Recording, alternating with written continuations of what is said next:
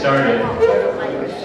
And welcome on behalf of the small person community here at Ascension, and welcome everybody to our morning reflection. A great way to add to our Lenten journey.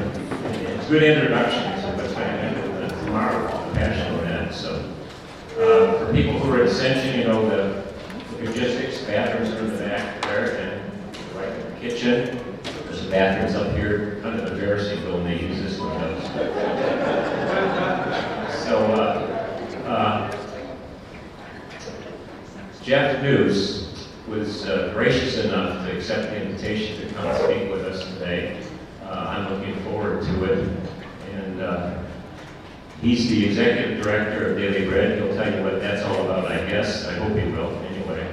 It's kind of like Old Home Week, isn't it? So you know a lot of people. So we welcome Jeff. So let's give Jeff a warm welcome.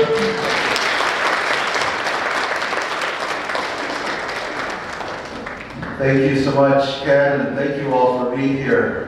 Really appreciate the opportunity to come and reflect with all of you and so many friendly faces, wonderful old friends to see together.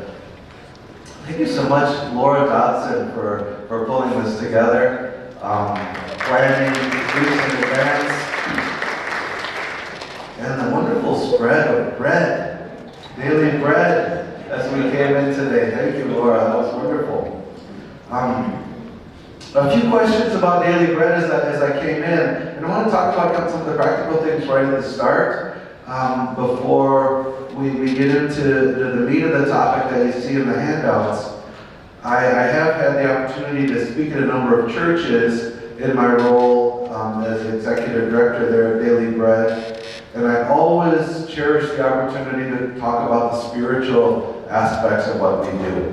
So that's what we'll do for the most part.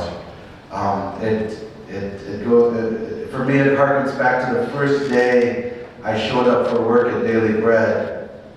I planned ahead and had my red shirt ready so it looked like I maybe belonged there. And I walked up to the front door. And there were about 10 or 15 people sitting on the curb waiting for the doors to open and the shower list to open up. They'd spent the night on the street and wanted to get a shower that night. And as I'm walking up, a kind-faced, middle-aged African-American woman looked up at me and said, "What are you?" Not who are you, but what are you? And I thought for a second, and said, "I'm a child of God, what are you?" And she beamed a big bright smile and said, "Oh good, so am I." And that's a woman I came to know as Bridget, who's become a wonderful friend, and she's not living on the street anymore. She's moved forward in her life and has her own place, and I'm so grateful to Bridget for starting me off at the rock bottom foundation of who I am. Now I did tell her that I'm the new director here at Daily Bread, and I didn't want to be a jerk about it. But what mattered more was what we shared and the distinctions that we had, and I'm grateful to her to start there. So I've been to Daily Bread now for 3.5 years, and it's been a great gift to me. John Farrell was there for a long time, and I used to tell John that he had the best job in town. And so I'm glad I got it now. And many of you knew when I had the privilege of serving here at Ascension, and as heartbreaking as that was for me to leave, I can't believe my great good fortune and blessing from God to be in a place like Daily Bread where I get to serve day in and day out with God's beloved ones, the ones that are particularly precious to Him. His beloved poor, as Mother Teresa calls them. And to serve with many of you who come and volunteer. How many Daily Bread volunteers do we have? If you've ever volunteered at Daily Bread, raise your hand. Good for you, good for you. All right. So the last few years have been a time of significant growth for us at Daily Bread. We've grown in numbers of people served, sadly. as the pandemic swept through, there was a kind of a second wave of economic crisis that we weren't surprised about that affected people. But there was also a lot of funding that became available in the pandemic. So we were able to bring those two things together and expand our service. One way to look at it is we went from one social worker to 8. And that expansion was focused particularly on helping people get off the streets and get their own place. We integrated more with the Brevard Homeless Coalition, which does that process of helping people overcome their homeless situation. The way I look at it very simply as at Daily Bread, we started making a shift from feeding folks and serving folks on the street. When you see somebody who's hungry, you help them get food. When you see someone who's homeless, you help them get a home. And so we've been able to do that. It's hard work, it's expensive work, and it's been beautiful to see that growth over the years. And more people that we know, like Bridget, who lived on the street for months, for years, she was on the street for years, that are now in a place and finding success in that housing. So that's been our shift at Daily Bread. And so we're kind of busting at the seams right now. Our little place on Fee Avenue isn't big enough for us. And so you may have heard somebody say they're trying to move Daily Bread. Well, we're trying to move. We're trying to leverage some opportunities with the city of Melbourne and maybe the city of Bombay even, and try to be part of a regional response to homelessness. Turns out we're not in the ideal location for an expanded homeless outreach center that would include 24-hour services. So we're looking for that better spot. Maybe in your neighborhood. No. It turns out everybody wants us to move, but nobody wants us to move in. But we're looking for that ideal spot that won't make everybody happy, but will help us to live on our mission more fully. So I'm happy to answer more questions about the practicalities of what's going on at Daily Bread, but I want to dive into the heart of it. So you see on that handout at the top is that image is from our mural in our waiting room. And this is a print of it on a canvas.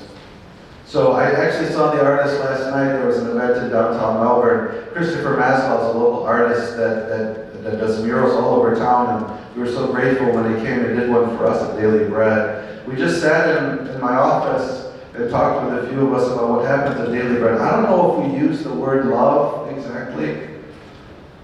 Sometimes we catch ourselves trying to be like a professional social service organization and get all clinical and stuff like that. The artist, Christopher, he saw to the heart of what we were doing.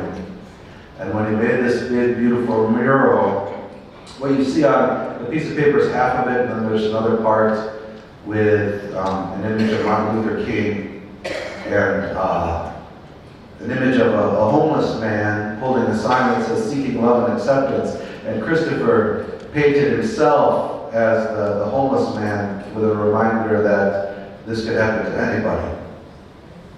Well, what struck me is that he highlighted the word love as what happens at Daily Bread.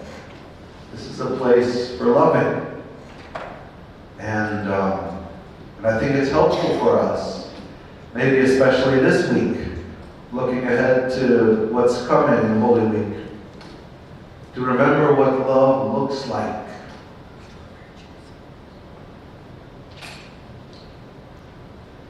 What are you? It's a question that we should all probably go back to pretty regularly. What are you? Jesus came to reveal God to us. And in that revelation of God, we see the revelation of who we are. It's said in John chapter 1. You know, that's the beginning of the Gospel of John. In the beginning was the Word, towards the end of that passage. John 1, verse 8, it says, "No one has ever seen God, the only begotten Son, who is in the bosom of the Father, has revealed him."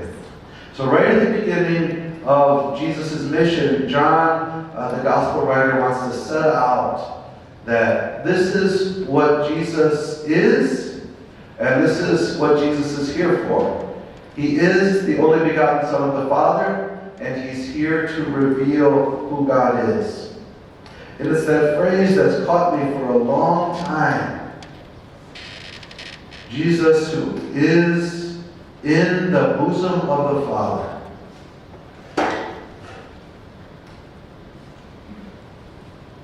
So I don't know about you, but when I hear bosom of the Father, I kind of stop and say, what? Some of you know my friend Drew Warren with Community of Hope. He's one of my colleagues in addressing homelessness, and he and I were giving a presentation together, and I had him read John 1 first, and he said, "Oh, I hope you're not going to make me say bosom." I mean, I know what bosom means kind of generally. I think of mothers having bosoms, but what about fathers? So what does it mean that in the Father's bosom? So I think it's helpful for us to kind of go back and see what that word originally means, maybe before our language developed, or you might say declined. Bosom in the traditional sense, in the kind of etymological sense, going back to the Greek word that's translated here. Bosom means the place between the hands and the chest in an embrace. So it's not an actual part of the body, it's a place near the body. So when it said that Jesus is in the bosom of the Father, he is in the place between the arms and the chest of the Father's embrace. That's where Jesus is. The Latin there is sinu, in sinu patris, and that sinu is the curve of a toga. You know how a toga kind of drapes down, and there's that kind of curve there that a mother or a father would put their baby in and carry that baby in the bosom of the Father. And this image is something that we'll see Jesus come back to.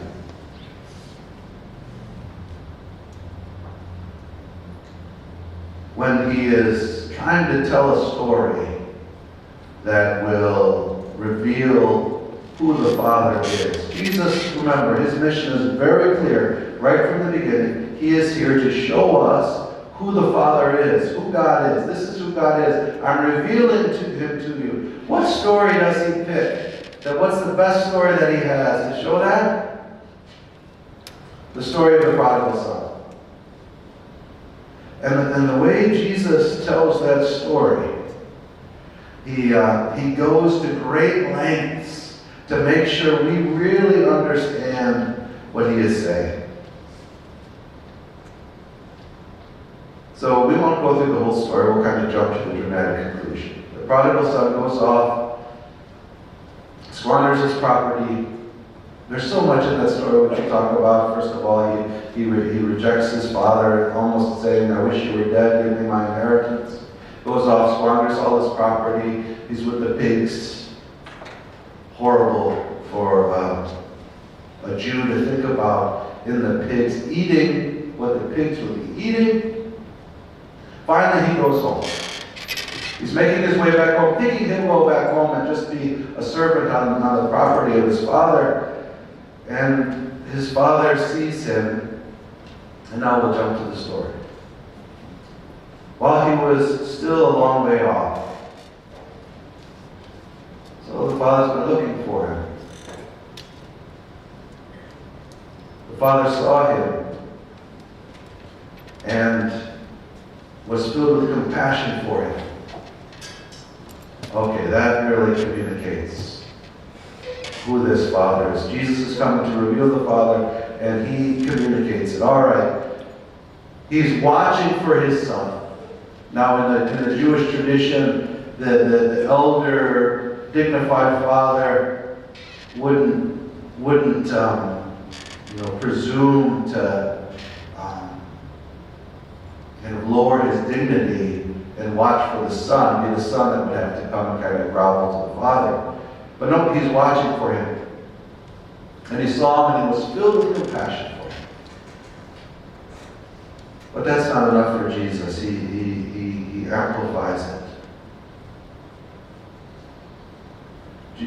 The father saw him, was filled with compassion for him, and then he ran to his son. Again, the father is stepping out of his dignified position and running down the hill to find his son. That'd be enough for us to know our Father's love. But not enough for Jesus. He keeps going. He saw him, was filled with compassion for him. He ran to him and he embraced him. There we see the Father embracing his Son. But that doesn't go enough. Jesus goes overboard and says he was filled with compassion. He ran to his Son, he embraced him, and he kissed him. All right, come on, that's too much.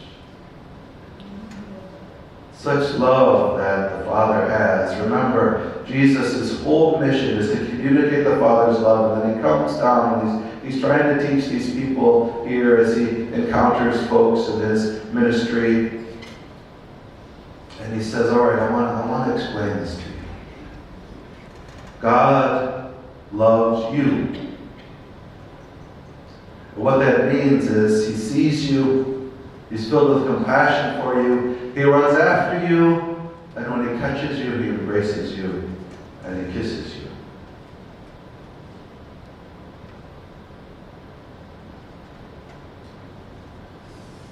If Jesus goes to such great lengths to express this to us, I think it's incumbent upon us to take a little time to absorb it. What does it mean to be embraced by the Father? Ooh, that's a little uncomfortable. I think so many times we're like that squirrely kid who gets embraced by the Father and twists around and, oh, thank you. I've got one of those now. And that's what he does just about every night at bedtime. All right, give Daddy a kiss. Is that you? When your Father wants to embrace you? Squirming around a little bit? That's all right. He'll hold on. He'll lean in. Give you a kiss if you let him. There's another image from Jesus' ministry that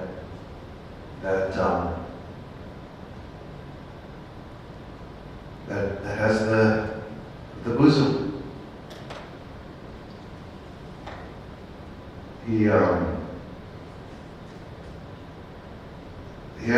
There was a group of children that were coming, and the disciples said, no, leave them alone, leave them alone. And he says, no, let them come to me. And he brings the child into his midst. He puts his arms around that child. He says, unless you become like this child, you cannot enter into the kingdom of heaven. Again, that image in the bosom. Unless you come to this place, right here, this is your place. Unless you become like this child, right here, you can't enter the kingdom of heaven.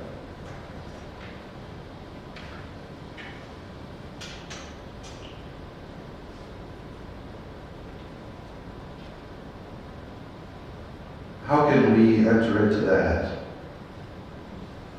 It's about surrendering to it and allowing it to happen. Stop swirling around and take a sigh and let him hold us.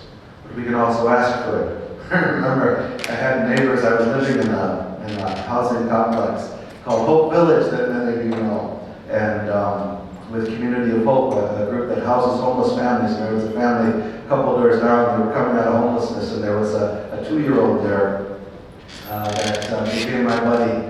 And I remember he was having a rough time, and he said to his mom, "I want to hold you." I don't know why it struck me so funny. I just had this image of the 2-year-old holding his mother. "I want to hold you." Of course, what he meant is, "I want you to hold me. I want to hold you. I want to hold you." I think that cry of that little boy who was having a rough time could be our cry too. I want to hold you. But the best image of the bosom of the Father, comes from Sister Immaculata. When she went skydiving on her 60th birthday. So the first time you go skydiving, you have to go tandem, which means you're strapped to somebody else. And she heard me talking about the bosom of the Father one time, and she says, "I know exactly what that's like. When I was strapped to this strapping Marine." There's a Marine wrapping his arms around Sister Immaculata, jumping out of an airplane. I love that image for a couple of reasons. First, it's so Sister Immaculata. But it's also an embrace in the midst of the launch, the flight. This is not a mere cuddling with the Father. We'll see that this week, especially on Friday. So Jesus is in the bosom of the Father. It's very interesting that John uses that present tense. He doesn't say Jesus was in the bosom of the Father as if he was in heaven and then he came down to earth. No, he is in the bosom of the Father. This is who Jesus is. He is this entity, this person in the bosom of the Father. It's the rock bottom foundation of who Jesus is, and that is a constant throughout his life. So on the cross he says, my God, why have you forsaken me?" Quoting one of the Psalms there. But those aren't his last words.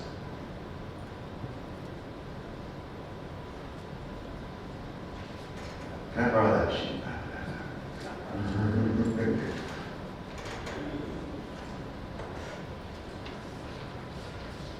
These are his last words. Then Jesus called out in a loud voice, "Father, into your hands I commend my spirit." And when he had said this, he breathed his last. There he is, pouring himself back into the bosom of the Father, into your hands, into that place of embrace. So, my God, why have you forsaken me? It's still something that he says. Jesus, in his passion, goes to the ultimate limit. He's going to the farthest point. He's enduring the greatest suffering the world has ever known. But it's not only his own, it's also yours and mine. He's taking on himself all of the sin, all of the suffering, all of the pain of death, of everything, in a vicarious way, which means it's not just his, it's yours, it's ours. He's sharing in that to the point of God-forsakenness, to that ultimate point.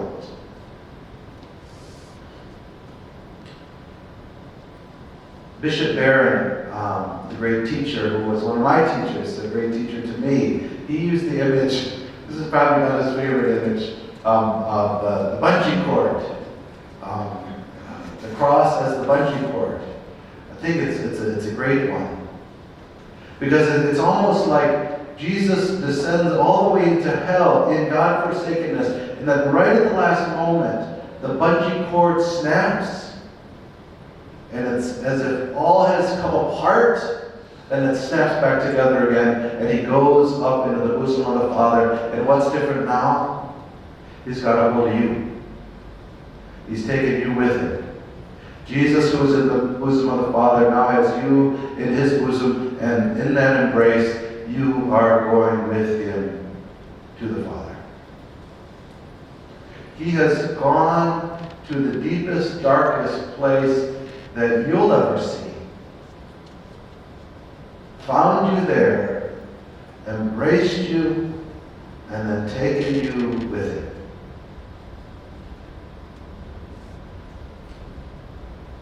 There's a little line at the top of that handout. Ensure no one faces hunger or homelessness alone. That being with. To me, that's the essence of what loving is. Love says, I am with you.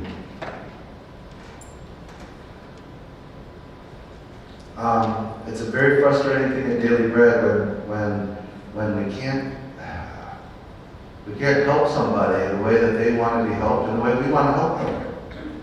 Whether we don't have the resources or we don't have, right now, the biggest challenge we have is there's hardly any housing available in our community. Low income or high income. I know people that are trying to find $300,000 homes and they can't find one. There's hardly any housing available in our community. It's very, very frustrating. So I can't help this homeless person that I maybe have all the other resources I need. I just can't find a place for them. But I can be with them. I can be with them. To be with someone changes everything. That's where love comes in. And for Jesus to be with you in your darkest hour, in your most painful place, changes everything. Think about the most frightening experience that you might have. If you have it alone, it's 1,000 times more terrifying. If you have it with someone, it changes the color of the whole experience. To be with him. Maybe I've got a few questions that we can discuss in the next 5 or 10 minutes. But maybe this would be something for you to find a moment this week to reflect on with the crucifix. St. Francis of Assisi gave us so many gifts, like the nativity scene was a big gift for him at Christmas, and then Stations of the Cross was something that he wanted to as a great follower of Jesus, show us what Jesus' love is really like. Or we're not really getting it. All right, let's walk the stations with him. So he gave us the Stations of the Cross, and here's his meditation on the crucifix.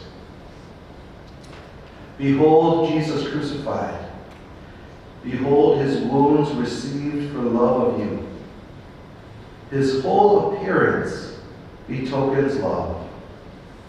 His head is bent to kiss you. His arms are extended to embrace you. His heart is open to receive you. Oh, what love. So maybe this week you'll have a moment with the crucifix and you'll see those arms open. Not just nailed to the cross, but freely open.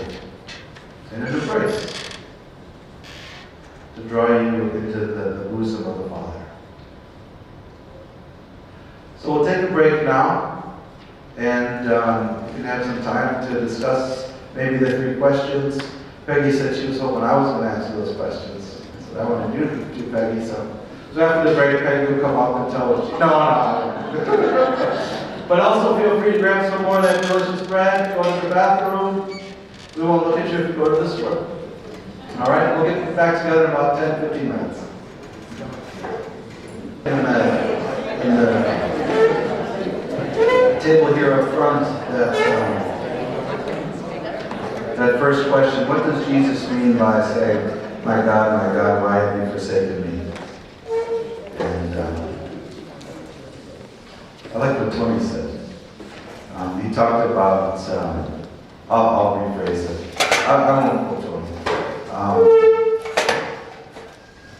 There's something about Jesus entering into the experience of God-forsakenness. And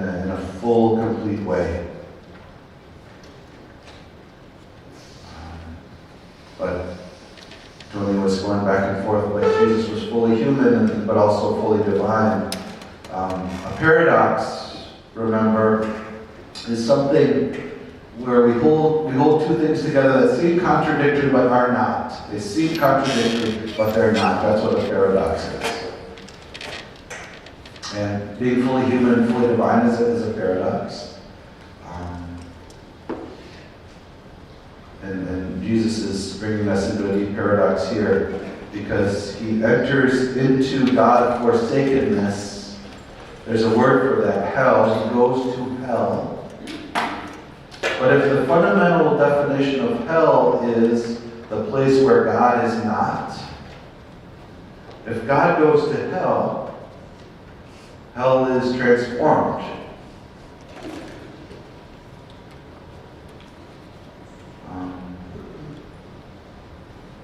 Those are paradoxes that are meant to communicate something to us. Not so that we can, answer a question on a test, but so that we can answer the more important questions that are on our hearts. And you might have a question about God forsakenness, that the answer that Jesus has gone there might be helpful to you. That Jesus has come back from there might be even more hopeful. And that he aims to bring you with him, even better. So with a paradox, there's something about mysteries, especially in the Catholic faith, where we relish mysteries. We savor them. That's how you treat a mystery. You don't figure it out. A mystery is not a puzzle that you figure out. A mystery is something that you could explore for a lifetime because there's always deeper meanings. So to say something is a mystery doesn't mean to dismiss it, but it means let's keep talking about it. Not in the sense of figuring it out. Like, oh, now I got it. But no, this is something beautiful and mysterious that I want to explore for a lifetime. And certainly what we're getting into this week of Holy Week is going to be those kinds of mysteries. So, the second section this morning is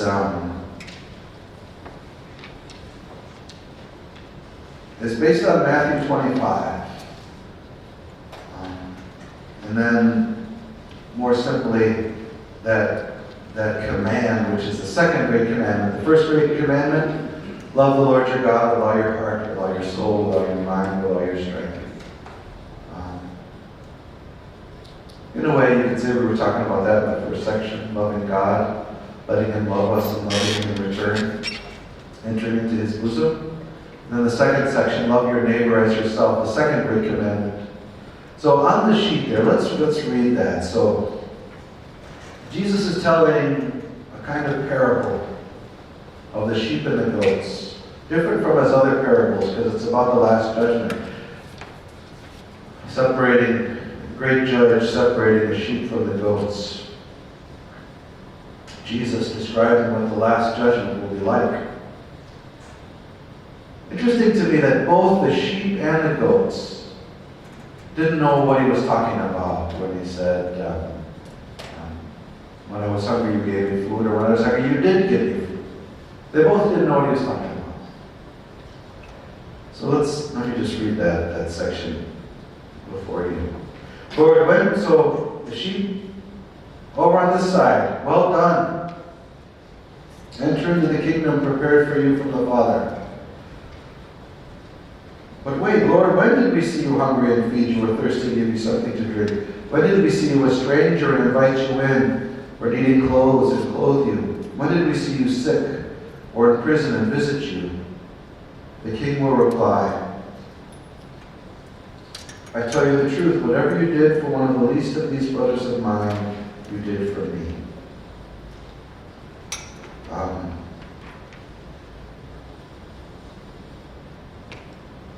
I had the privilege of, when I was doing my studies, I was over in Chicago and we were fairly close to Notre Dame, and I had a good friend that was studying in Notre Dame while I was in Chicago, and I visited a lot.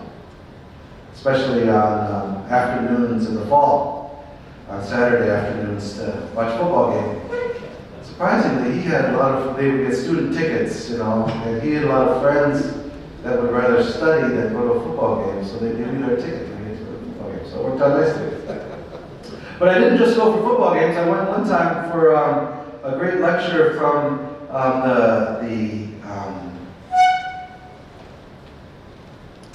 all right, well, we mentioned Notre Dame. Somebody asked me about Father Tobin in the break, and let me just say, he's been in my thoughts today in preparing these talks, and the sadness of losing him. With the Masters going on, and Notre Dame football, all the things he loved. Oh, and you.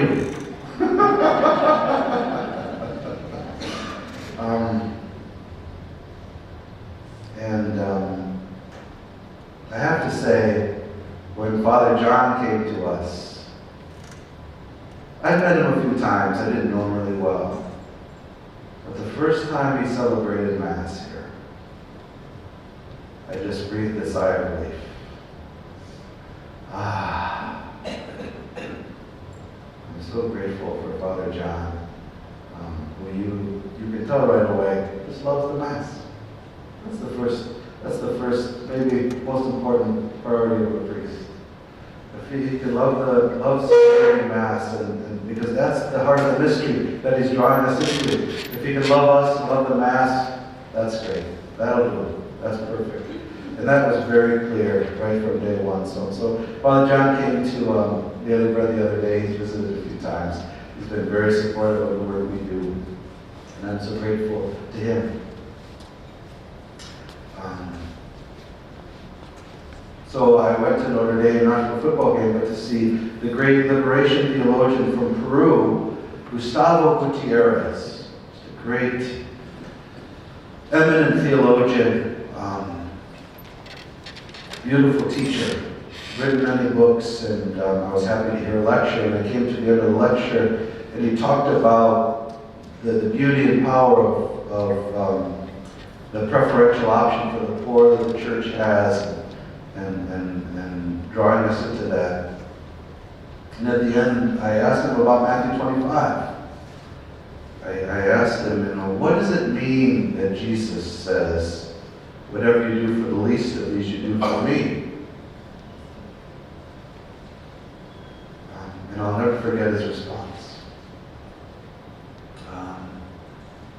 He looked out at us and thought for a second and said, I don't know.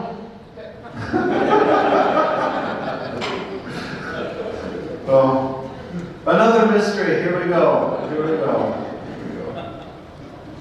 Well, I didn't leave it at that. I was in the midst of my doctoral studies, so I went back to the books and saw what I could learn. To me, this is a mystery that goes hand in hand with the first one we talked about, of being in the bosom of the Father, of what it means that Jesus identifies himself with the poor. This is something that I envision about Daily Bread. I like to imagine. We have so many volunteers that come to Daily Bread. It's so beautiful. The way I look at Daily Bread, it's we're feeding two sets of hungry people. People that are hungry for a meal, and people that are hungry to share. People that feel the blessings in their own life, and they're just pouring out of their hearts, and they want a place where they can give them, where they can share, where they can love. People like you. A lot of retired people in our community who have been blessed throughout their lives, and now they're looking for a place where they can, as they put it, give back. So that there's a hunger that we feed at Daily Bread to give. And I imagine it like this: somebody sitting in their pew on Sunday morning at any church in town, and they hear a sermon on Matthew 25. And they hear the preacher talk about how Jesus is in the poor, and you can feed him, and you can clothe him, you can visit him. And somebody thinks to themselves, well, where can I do that here in our community? Oh, I'll just go to Daily Bread, and there I'll find Jesus, and I'll give him food. And I'll give them clothes. And I'll smile to you. They can feel welcome to stranger. But so often Christians come to Daily Bread, and it seems to have this strange flip that they'll say, we're going to be Christ to these people. We hope they see Jesus in us. No, that's not bad. We're all Christ to one another, etc., etc. But Jesus is trying to get us to understand something here that we miss if we're too busy patting ourselves on the back of what wonderful Christians we are. Because sometimes it comes with the attitude, and I'll admit it's not as from Catholics as much as from some Protestants. Sometimes it comes with the attitude of, let's show them Jesus by these loving actions, and then we'll get them to become Christians like us. It's almost as if they look at 1 Corinthians, faith, hope, and love, these three. But the greatest of these is faith. And we use our love to get these people to believe like we do. So that twist is something that we're not talking about here. This is not about Christians being these exemplary, loving people so that other people will become Christians. There's nothing wrong with that. But it's not as deep and beautiful and powerful as what Jesus is talking about here. Jesus says, if you give somebody who's hungry a meal, you're not just giving them a meal, you're giving me a meal. And so for a Christian like you, who wants to go deeper and see this radical, beautiful, powerful encounter with Christ, you love Jesus and you want to do what? You want to love Him. Not as a means to an end of getting somebody else to think like you think about religion. No. You want to love Him. Because love is always the ultimate end. Never a means to an end. You just want to love Him. So what do? You go there and you see somebody who's hungry and you give them a plate of food. And you're grateful for the possibility of being with them, which is what love ultimately is. Mother Teresa talked about it in kind of stark terms, as was her way. She always got to the point. She talked about it with the Eucharist. She noticed in her meditation on sacred scripture that there are two places where Jesus identifies himself profoundly. In the Eucharist, in that host of bread that we receive in Holy Communion, that we adore in the tabernacle, Jesus is really present there. That's a phrase that the church uses in a distinctive way. The real presence of Christ in the Eucharist.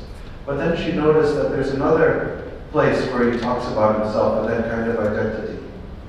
The real presence of Christ in the poor. She held those together. And held them together in her life with the sisters, so the missionaries of charity who do such amazing and beautiful work throughout the world. I had the privilege of spending time with them in Detroit, Michigan, and praying with them and ministering to the sick with them, and just a beautiful time with them. And their rhythm of life was so striking to me. They would start the day early. About 5:30 in the morning, they'd be gathering for prayer in front of Jesus present in the Blessed Sacrament. So after communion, gathering the hosts, leftover sacred hosts that had been bread, but now is his body, that precious body placed in the tabernacle, they would be praying there for an hour in the morning. Loving him, very simply. Loving him, spending time with him. And then they'd all be sent out to their missions to love the poor. In whatever way, visit the poor, the nursing homes, that's what we were doing. Bringing food to people that needed food. They had a soup kitchen there for a while.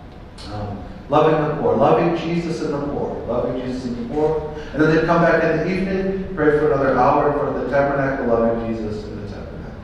That rhythm kept them with the realization of what they were doing and what they were about. They were loving Jesus in the Eucharist and loving Jesus in the poor.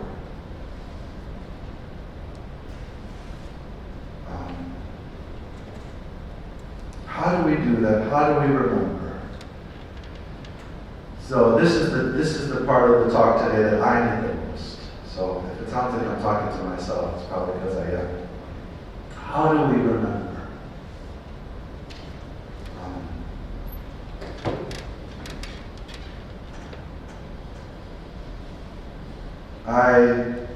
I forget more often than I remember that the person that I'm feeding who's hungry, that I'm clothing who's naked, I forget more often than I remember that this person is Jesus to me. So how do I remember that more?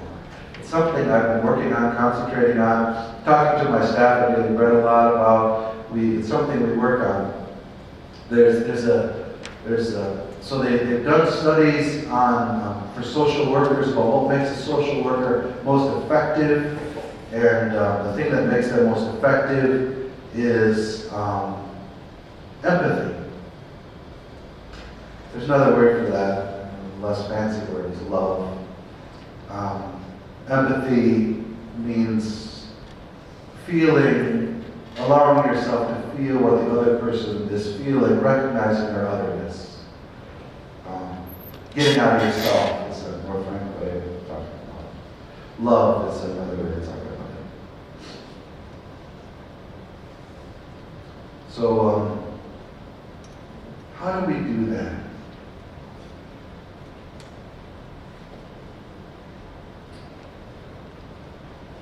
The idea of communion is the most helpful one for me. Communion means one with. It's a beautiful description of love. Communion, cum, is the first part from the Latin cum, C-O-M, co, cum, with, and then union, oneness. One with. Communion is one with. It brings two ideas together that I think are a necessity for any love. Love can't be just union. Then one person gets absorbed into the other. They're overwhelmed. There has to be the two-ness. But it can't just be two, separate from one another. There has to be the closeness of union. Both those aspects are present in a true love, in a real love, in a love that's free and vibrant. That's true. So communion, if you're watching, if you're guarding for both those things, I think you come to something that looks like real love. So that's my answer to the question I asked Gustavo Gutierrez. How is Jesus present in the poor? Because he's in a communion with them.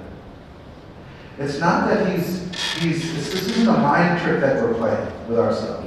We're not pretending that Jesus is that poor person. The reality is, he has come so close to that person that when we give that person some food, we're giving it to them, but we're also giving it to Jesus. The closeness is so close that we can describe it as an identity. Why a poor person and not a rich person?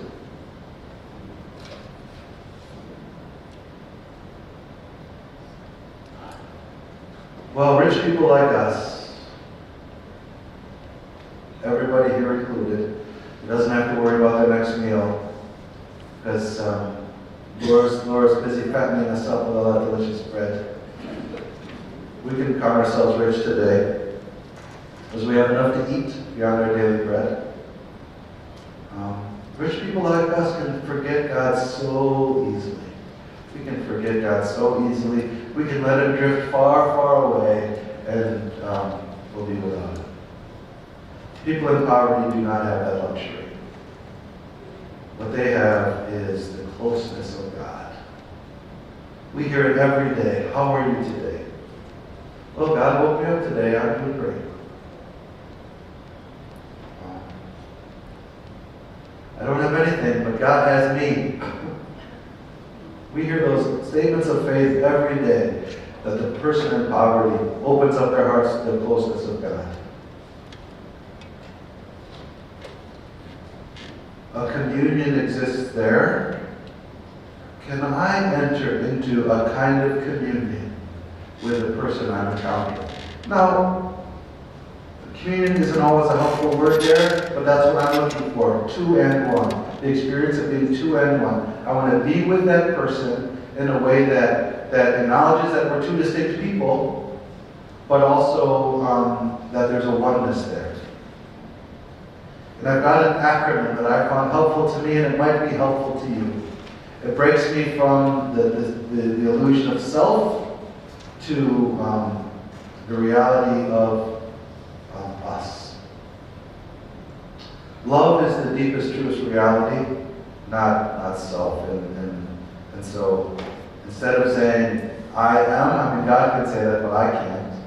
I say, we are. I offer it to our staff as a kind of answer to the questions we get all the time. Are you going to get me housing? We are together going to accomplish this. We are. So W-E-A-R-E. Please indulge me in an acronym. We. If I'm encountering this person, how do I make this a loving encounter? How do I open up the possibility of communion? Now, it's not all up to me. They've got freedom too. Love has to be a two-way street. But I'm going to do what I can to make this encounter a loving encounter by saying, we are. Trying to let myself fall into the background and enter into this beautiful place in between where we're sharing space. We are. So the W stands for wonder. I think that's where it begins. We say at Daily Bread that the first rule, the most important thing of anybody coming to Daily Bread, whether you're coming as staff, as a volunteer, or as a homeless person, is leave your judgment at the door. We had a man who worked at Daily Bread named Omar who used to say, well, he said, hang your judgment on the fence when you come through the gate. There's no place for judgment there. Now, when you encounter somebody who looks like they might be homeless, looks like they might be a drug addict, you might have a judgmental reaction right away. I don't think we're on for that first reaction, because that happens almost automatic. But what's your second move? One of the first things I did when I got to Daily Bread was emphasize respect, because things have to start there. So we've got to start with respect. So we made some signs that had pictures of our clients. We had some wonderful images of clients. And then we wrote respect. But we broke it up, R-E-spect, respect. And then ask the question, what do you see? Because respect, that word, you break it in, it's got those 2 parts. Spect, like spectacles, like some of the spectacles that you're wearing. Seeing, and then see again. All right, you have that first reaction. What do you see? All right, fine. Look again. Wonder. What am I really looking at? One day I was in the dining hall at Daily Bread. This was a couple years ago. And this woman came up to me, very upset. And she said to me, he called me precious. And I'm not precious anymore. And I said, okay, Sarah. Okay. Excuse me, sorry about the allergies bugging me. So we sorted it out.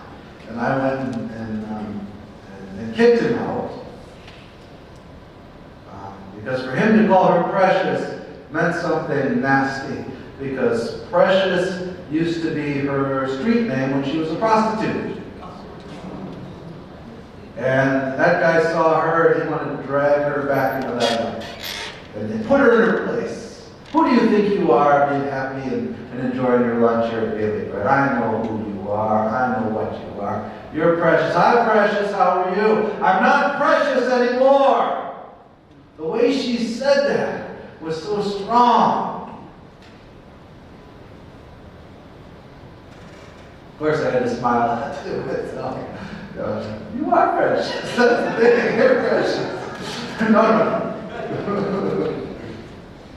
That guy, so some of the darkness judgment, I mean, we all judge, it's our capital failure. That's why Jesus takes it so seriously. You won't see him coming down on anything harder than you'll see him coming down on judgment. And we see it everywhere. All of us get caught into that. It never ceases to amaze me how judgmental homeless people can be about other homeless people. I'm not like that. But Mother Teresa again makes it so stark. We can't judge. If you're judging, then you have no time for loving. Those two things cannot go together. And if love is the most important, we can't judge. So that guy that's judging her by calling her precious, that's not going to work. Wonder. See her. She's doing better. What do you see there? Oh, mercy. I remember another one of our dear friends at Daily Bread. We were having devotions in the morning before coffee. And I'll use the name Sarah for her too. She was inspired. And she said, this fits with our first talk too, she said, being a crack addict is not the definition of Sarah. Being a prostitute is not the definition of Sarah. Being a child of God is the definition of Sarah. You can see her going through her mind of what she's struggling with, and what other people were defining her as. I just saw her the other day and she's looking great, doing a lot better. Those other things were true about her, especially in that moment. That was a couple years ago when she prayed that prayer, gave that inspiring devotion. Wonder. You see that person. I mean, I have to admit, it's one of the joys of working at Daily Bread is that I get to be at a place where drug addicts and prostitutes come for lunch. Because if you read the same gospel I read, that's where the fun is. That's where you're going to find Jesus. He's always hanging out with drunkards and prostitutes. So we should put that on the pamphlet, volunteer at Daily Bread. There's something there. Wonder. You see that person. Wonder about them. Don't jump to a conclusion. If I wonder, and then I can enjoy.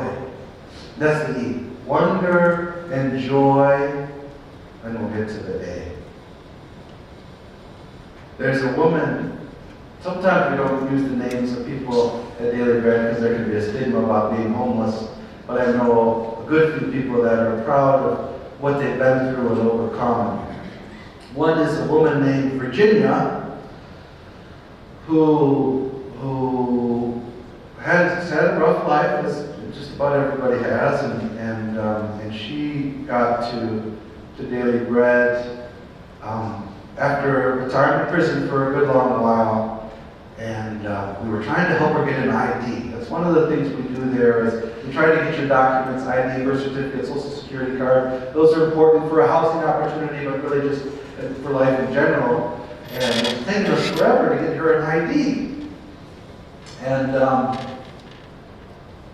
the reason we discovered was because the name on her birth certificate was a misspelling of her name. So she's an African American woman in her 50s, and they had written on her birth certificate, so her middle name is Mary, Virginia Mary Smith. They'd written on her birth certificate, Virgin Mary Smith. So it is funny, but I also cringe to think of what it was like 55 years ago when a black mother gave birth at Holmes Hospital and the clerk didn't really bother to listen to the grandmother or whoever said this is what the name is and wrote down Virgin Mary on the birth certificate. So, but she has evolved with it, being Virgin Mary. And one day she was very frustrated and got upset And if you know her, you know she can have a bit of a temper. And she started cursing up a storm. And one of our other patrons said, "Come on! The Virgin Mary should not be talking like that." And we all laughed. We all laughed. Wonder and joy. So, Virgin Mary, tragic thing. I mean, just real trouble in her life. Wonderful person. She got her ID and she said, "I'm so happy I got my ID. This is the first ID I've had in 55 years. So happy." Enjoy this beautiful possibility of encountering another person. I find that love your neighbor is the miracle that happens when I'm freed from myself. A real freedom to share in this joy of loving. So enjoy it. And you can enjoy even the tragic. Not that you enjoy the sadness of the other person, but you can enjoy the privilege of being in that place. I'm so glad that I get to be the one that gets to be here and be with you, to wonder at this person and then enjoy the possibility of this interaction. And then the aim is to allow, to surrender to what's happening. When I'm having a loving encounter with somebody, I'm wondering about them. I'm enjoying this moment. I'm allowing it to happen. I'm allowing what they're experiencing to happen. I'm not trying to control it. I'm not trying to change the circumstance right now. I'm wondering, I'm enjoying, I'm allowing. Allowing doesn't mean, I think this is wonderful. Not allowing doesn't say you're making good decisions. The saddest day at Daily Bread was when I drove up and I thought he was just sleeping there on the corner. Somebody put a blanket over him, and it was cold. Usually on my way from the car, I'll gently or loudly awaken people on the sidewalk, invite them to come in for a cup of coffee. But I said, it's cold, I'm just going to let him sleep. And 10 minutes later, somebody came in and said, "Chris is dead."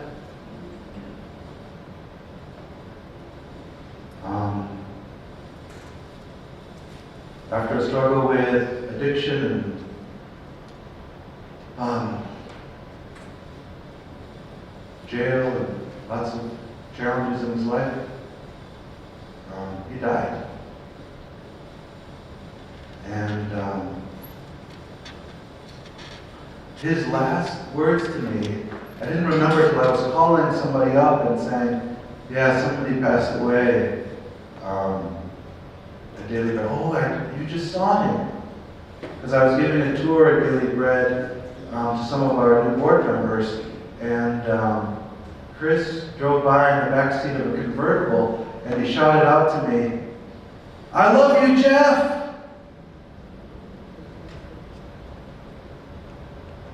And it really surprised me because the day before I had sat next to him in the dining room and we had a very lively conversation, which is the polite way of saying he was yelling at me and I was yelling at him about some really stupid choices he was making. But I'm so grateful that we allowed him to be him there. And he knew that in spite of the yelling, in spite of the disappointment, we wanted him with us. We loved him. I could have run his neck. But I saw him the next day and I said, "Hey Chris, good morning." Because it wasn't about being right and it wasn't about figuring it all out. The number one mistake people make about what Christianity means, I think people outside of our faith more so than we Christians, think it's about getting your act together. This is not about getting our act together. It's about getting to God, being with Him, letting Him be with us. Whether your act's together or not, let Him love you. And I communicated that to Chris, and I'm grateful that I had the opportunity to allow Him to be Him with me. Again, I didn't pat him on the back and say, "You're doing great, kid." But I let him be with me, and I wasn't going to allow a judgment to push him away. Other times I have. So we are. Wonder at the encounter of this person. Enjoy this possibility of being with them. Allow who they are and what's happening in them to happen. As if, I'm not in control of everything and I can't change everything. Oh yeah. Allow it. And then R is respond. You do have a role in this. You're not just there to be bowled over. Respond. Bring what you have to the table. Be a person in this encounter. Respond. The important thing about respond is that it's the fourth thing, not the first thing. It's not, here's this person coming at me, what am I going to say to them? How can I change them? How can I control the situation? But also, I'm not a doormat. This is not, I get frustrated in the other way too. When somebody at Daily Bread, I'm walking up and the first thing they say to me, "Jeff, I need a backpack." This is not a receptacle. I'm a human being. How about good morning? That's often my response to a question like that. We are here for love. We're here for love. We're not here. Jesus says, "I no longer call you servants. I call you friends, because I have revealed to you everything I received from the Father." Jesus does not want you to be a slave. Now, in our Catholic tradition, we have wonderful senses about what it means to be a servant of God and things like that. But friendship is what Jesus is drawing us into. And so we want to have that place where we are responding. We are responding. It doesn't come first. It's full. And then the last P is encourage. There's this frustration I mentioned before at Daily Bread. We can't always give people what they're asking for, or what they're hoping for, or even what they need. The person who's living in their car, the elderly person who's living in their car. And this woman was very frustrated with me. I'm not exactly sure why she was targeting me for her frustration, but she said, I'm living in my car, and I went to the hospital again because my feet, I can't put my feet up, and my feet are in bad shape, and I'm going to send you the bill. All right, you can send it. I don't know why. But I was frustrated too, I'm sorry. I can't, I don't know what to do.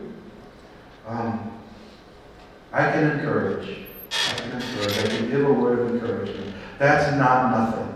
And I'm amazed how often I have an encounter like this with someone who's dealing in crisis. I mean, somebody who's hopeless is in constant crisis, in constant survival mode. The stress of being homeless is, I don't think we can ever overestimate it. It's a very, very stressful situation. The number of times I have a conversation with somebody and they're asking me for a basic need that we can't fulfill in the moment, but I give a word of encouragement. You're doing exactly what you need to do. You're asking the right questions. You're doing what you need to do to move forward. Thanks. I just needed to hear that. Now, the word encourage is another important one to get into etymology again. Encourage means en, like in, cora, courage, cora, into the heart. Into the heart.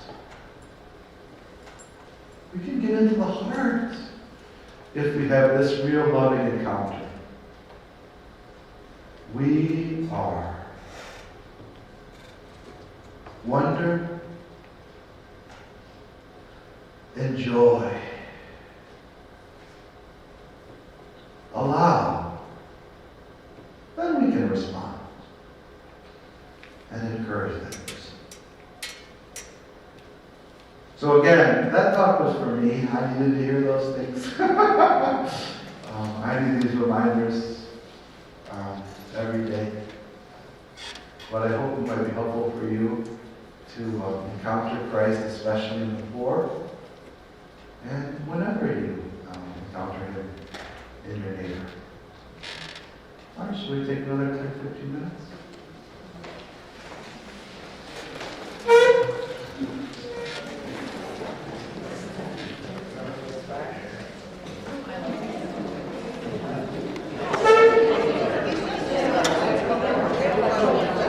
Attention. Is this great or what? Absolutely. Aren't you glad you came? Yes. I forgot to make an announcement earlier about the donations to Daily Bread. There's a basket up here, there's a basket here. So it's Lent, it's time for almsgiving. It's a good opportunity to do that. So anyway, and our wonderful pastor, Father John, is here. And good morning. So good morning to you all. No, we are so blessed, aren't we? If only we allow. I love what he said. If we only allow him, he knows what he's doing. So beautiful. So I am so thankful to God for Jeff. And of course, for you being here today to listen to what God has for all of us. Beautiful talks. Beautiful. Really very inspirational, encouraging. And I love, we are in this together. And he knows what he's doing for all of us. So again, thank you, Jeff. Thank you for coming here. We must really talk about out there more. We are in together. We need to share this to the larger community. But Jeff, probably I will talk to you to do this with the entire parish one of these days. We must be in together. We are. And God is going to use all of us together to do amazing things. So again, Jeff, thank you for being here. We have a role to play, a responsibility God has given to all of us in our community of Melbourne and beyond. And until we are in together, we will be so limited, and we cannot afford to be that limited and divided. No, we must be together and allow God to use all of us to do amazing things. But do not tell anybody that you are my favorites. And I love you all. Have a wonderful day.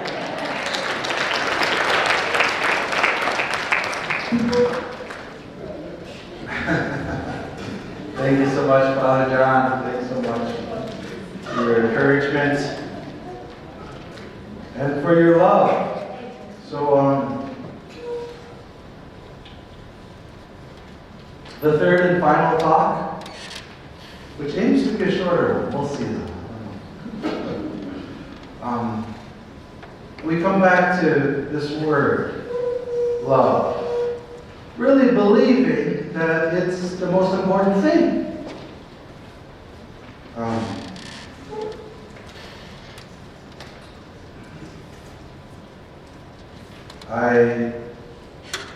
I walked up to Daily Bread one morning, and as I said before, sometimes if somebody's asleep on the sidewalk, I'll invite him in for a cup of coffee. And Gary was there, and he was more difficult to rouse that morning. He'd had a few the night before, and it also was, rather contagious in general. He would not drink, so hungover Gary was a challenge to wake up and say, "Come on in and get a cup of coffee." And later in the day, I saw him on the picnic table, and Gary asked me if he told me the dream he had. And I said, no. He he had a dream that he died and went up to the gates of heaven. So Gary was 60, but for a person living on the streets, you can add 10 years easy. Some of those years count for 2. And he had been through a lot in his life. I remember one day he told me about being an orphan and what it was like growing up in the boys' home. Actually, he didn't tell me what it was like growing up in the boys' home. He just said he grew up in the boys' home, and I could tell by the look in his eye that I shouldn't have asked any questions about that. And then a veteran, served multiple tours in Vietnam. Again, something he didn't want to talk about. But he wanted to tell me about his dream. He got up to the gates of heaven, and there was Jesus. And Jesus said, "Come on in." And Gary, in the dream, shrunk back and said, No, I can't. You don't want me there." And Jesus said to him, "Gary, I don't care that you were drinking. What I cared about is that you loved me."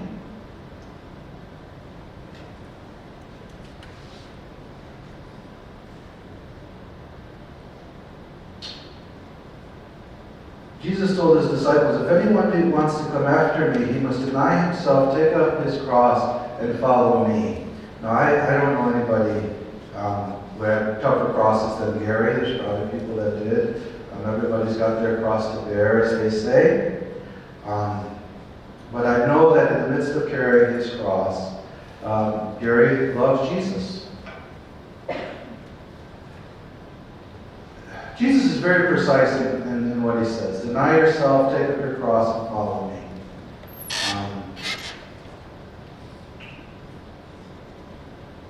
There's a 3-step process there that I think is very helpful to us who are trying to do this thing, which is love.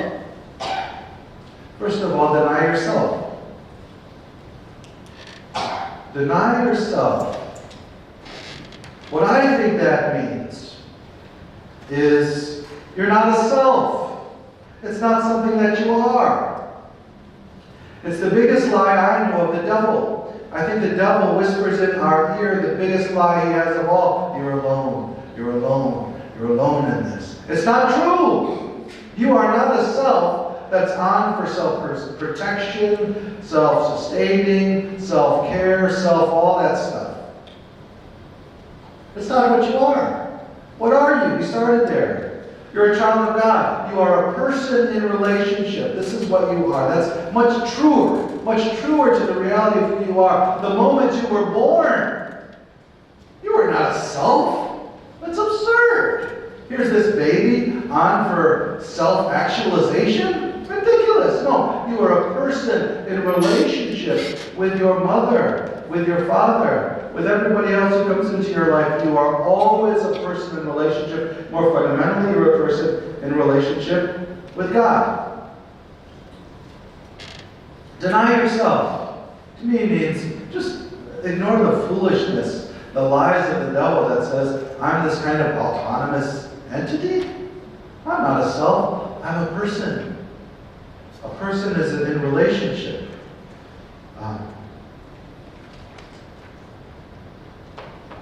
Deny yourself. Take up your cross and follow me. Now, take up your cross. First of all, it's amazing to me how often this is a kind of dismissive sense of suffering. That phrase I already mentioned, we all have our crosses to bear. Somebody mentions their suffering, or more likely, when you mention your own suffering, and then you say, well, we all have our cross to bear. seems to me not really taking up your cross. When you take something up, say there was something on the ground that I was going to take up. I would pick it up in my hands, maybe look at it for a minute.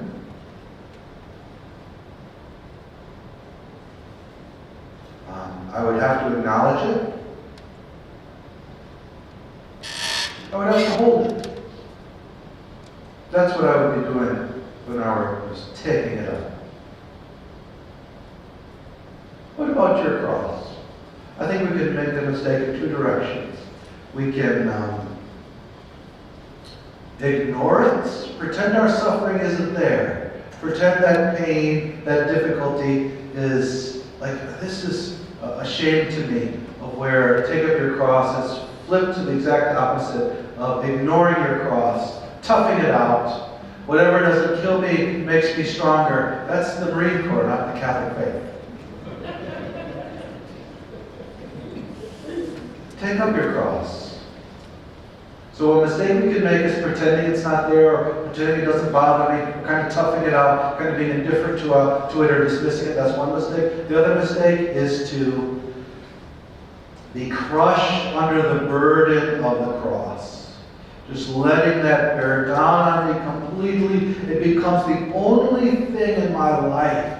I'm overwhelmed by it. That's not what Jesus is asking you to do. He's asking you to take it up. Which I think means look at it, hold it, acknowledge it, and then what? Follow Him. Follow Him. There's a danger in the midst of suffering and difficulty that we get stuck.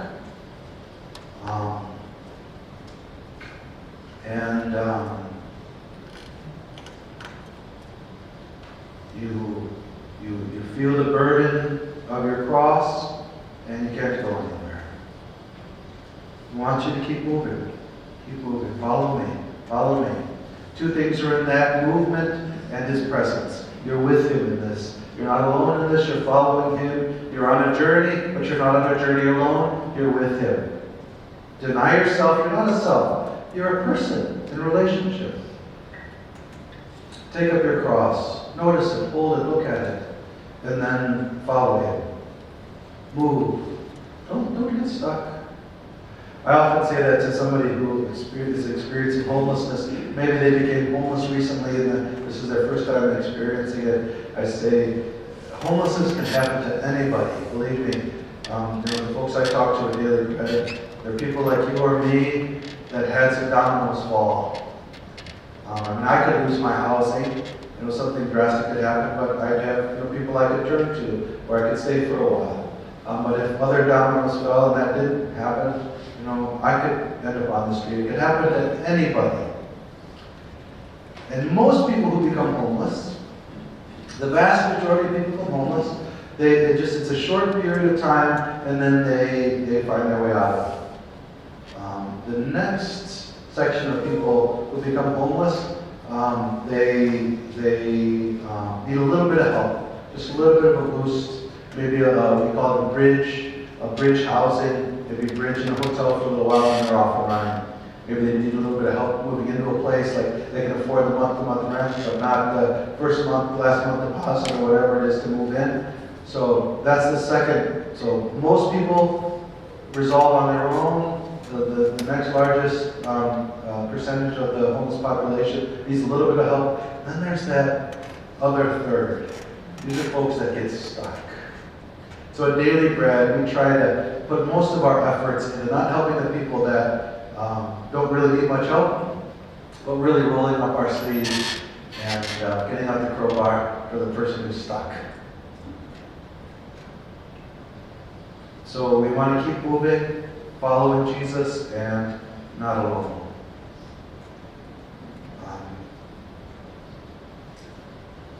One day I had a realization with my staff at Daily Bread. We were kind of talking around the room about and sharing why we got into this work and what made us good at it. if you're a social worker, you might not want to work with homelessness. Homelessness is a challenging group of folks to work with.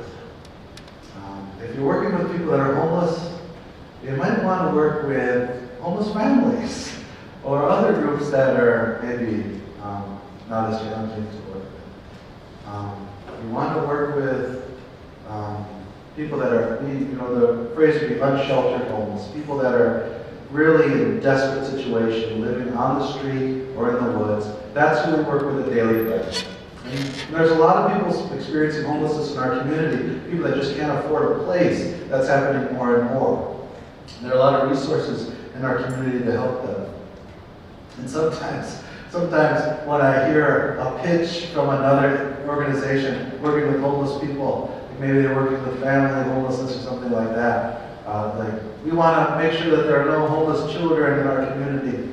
Sometimes I get the sense that they're saying, we're not talking about those homeless people. We're talking about the good homeless people.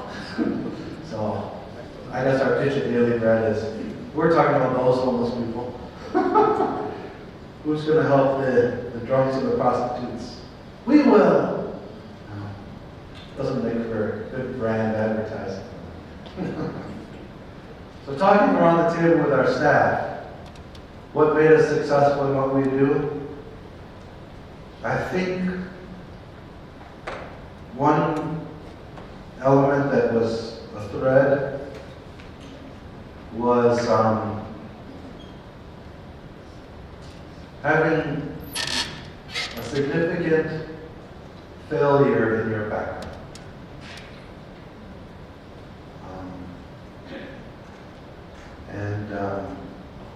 I don't really like to talk about my own situation much. I wasn't planning to today.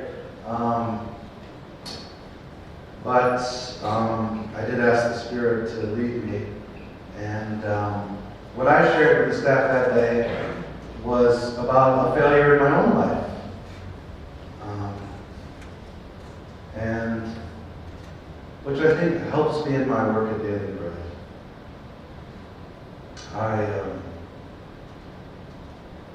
I said the same thing to them. I don't usually talk about myself in that kind of a circumstance, but I thought it seemed like the right moment. And I shared about a failure in my own life. Because I used to be a priest here at Ascension, some of you know that. The fact that that happened, I think, makes me better in working with people at Daily Bread who have failed in their lives.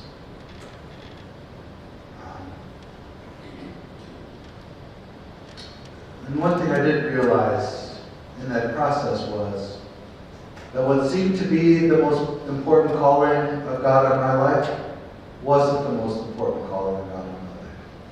There is a deeper calling, a more important one. It's a more challenging one. I'm even afraid to say it. But I'll quote Mother Teresa instead. She said, don't talk to me about being a saint. We're all called to be saints.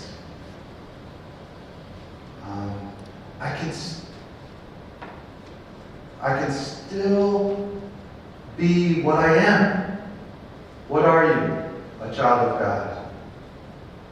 I can still be what I am, the rock bottom foundation of who I was. And when Bridget asked me that question, what are you? It wasn't the first time somebody had asked me that question. The first time was I was standing on a street corner in Ann Arbor, Michigan, walking on the street in my black suit. And a little kid looked up to me and said, what are you? Then I gave a different answer. But I used to go back to that question and say, probably should have said a priest. I am that, I was that, but I'm a child of God. The rock bottom foundation of who I am. Deny yourself, take up your cross, and follow me. So, to look at that as a failure, I think is helpful to me. Again, you don't need to come up to me and say, you're a wonderful person, and don't feel bad about it, and that bishop was wrong, and all that stuff. Like the gracious staff member I had at Daily Bread who said, "You're not a failure, you're human." It's like, all right. Good point taken. But it was helpful to hold it, to look at it, to not let it crush me. But also not to dismiss it. What happens when you dismiss it? Bitterness, coldness. You can hold it. You can look at it. You can allow it. You can accept it. But don't get stuck there.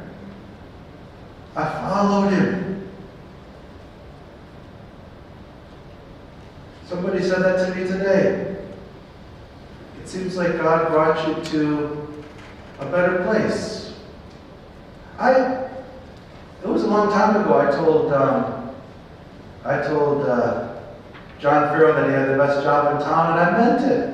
And I'm so grateful to be where I am. I followed him. It's also the toughest job I've ever had. It's honestly a lot harder than I thought it was going to be.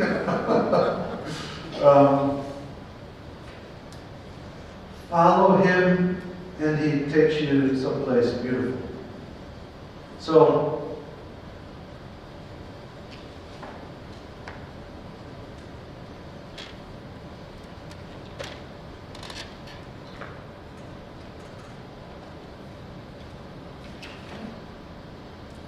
God comes to us homeless. That's how we got to start. There was no room for them in the inn.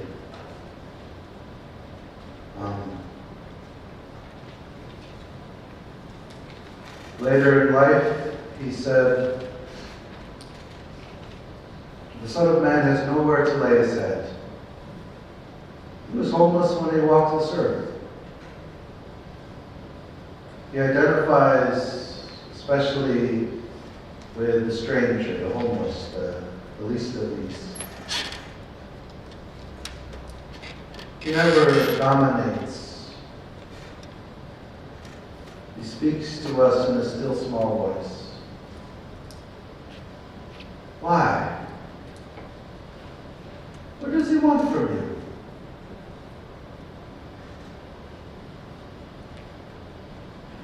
He's very clear about it.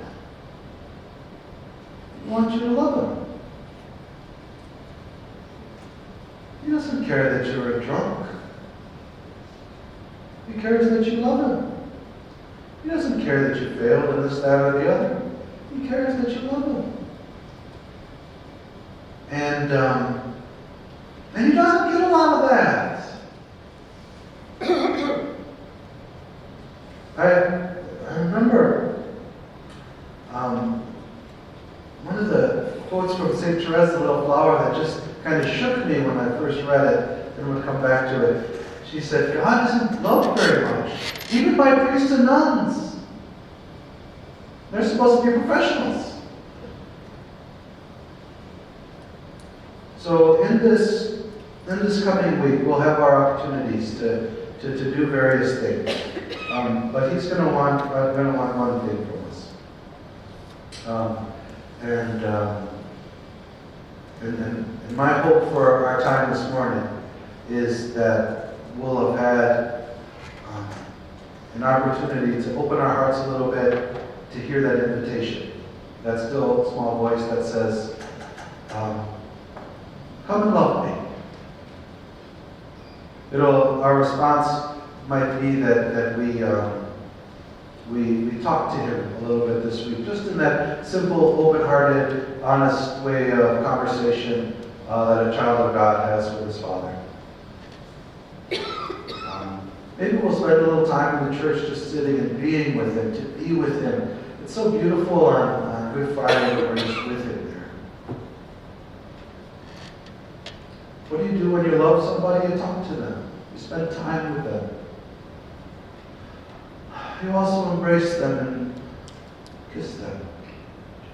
We'll even have an opportunity to do that this week on Good Friday when we kiss the cross.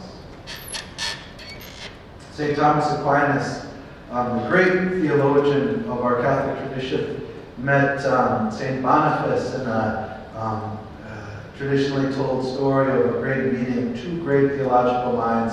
St. Boniface, the great thinker of the Franciscan tradition, and St. Thomas, the great thinker of the Dominican tradition. And St. Thomas went to St. Boniface and said, Boniface, how did you get such great learning? Where did you learn all this sacred doctrine? How did you come up with it? And he showed him the crucifix. He said, this is what taught me all of my learning. And St. Thomas said, there was a crucifix stained with his kisses. He kissed his crucifix so much it was like wood stain. And that's how he learned how much about God. So we started with Jesus in the bosom of the Father, helping us get into that place of grace. We talked about how we encounter our neighbor and how that can be a real time of love if we are together, wondering and enjoying and allowing before we respond and then encourage that person. And then a short investigation of what it means to deny ourselves, because we're not selves, we're persons in relationship. Take up our cross, to hold it and look at it and not be dismissive of it or weighed down by it, and then to follow Jesus. And where are we going with him? We're going deeper and deeper into the mystery of God's love. So thank you so much for the opportunity to share some time together on a Saturday morning. And we can take a little time around the table. We can share a little bit with one another. Thank you for all your support for Daily Bread. I asked Mary Plucker to throw something at me if I forgot to mention that we have sign-up sheets back there for volunteering, especially on Easter. We're always looking for volunteers. It's a very fun place to volunteer, never boring. And I'm very grateful for this opportunity to reflect.